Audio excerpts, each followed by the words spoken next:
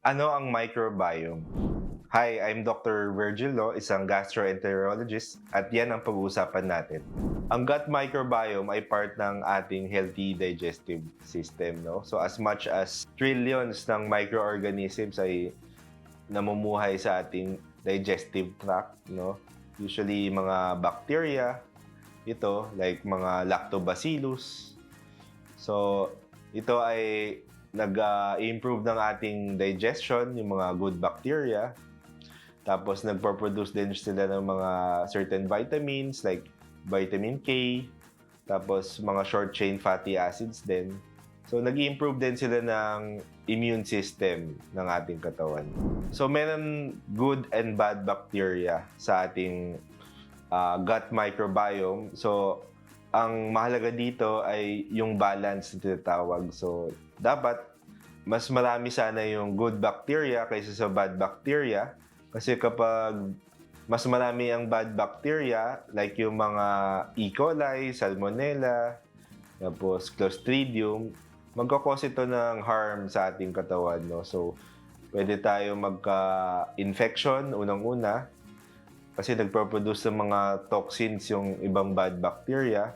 So, pwede rin tayo magka-sintomas like constipation, diarrhea, bloating, abdominal pain. So, yun yung mga common na sintomas kapag may gut dysbiosis na tinatawag.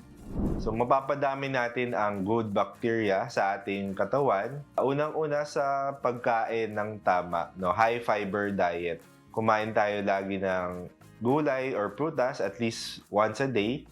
Tapos, include na natin yung mga fermented food, no? Like mga yogurt, kefir, kimchi, pwede rin, no? So, mayaman ito sa mga good bacteria. Pwede rin natin iwasan yung mga nag-harm sa good bacteria natin, no? Unang-una yung maling paggamit ng antibiotics, no? Yung ibig sabihin, nag-antibiotic tayo kahit di naman kailangan. Like, simpleng ubo-sipon na mukhang viral naman yung cause, tapos inom tayo ng antibiotics. Nakakasama sa ating katawan yan, lalo na sa mga good bacteria. So, iwasan din natin ang stress, tsaka pagtulog ng less than 7 hours a day. So, naka-harm din yan sa ating gut microbiome. Tapos, syempre, yung mga bisyo, alak, yosi, tapos pagkain ng mga high cholesterol foods, no? Nakaka-harm din yan sa ating good bacteria. So, yung good bacteria, usually naglalaman yan ng mga lactobacillus, bifidobacterium, etc. Nakakatulong ito magpataas ng mga beneficial bacteria at nung sa ganun ay nag-i-improve ng ating digestion. So, isang importanteng trabaho rin ng good bacteria natin ay nagbo-boost ito ng ating immune system as much as 60 to 70%.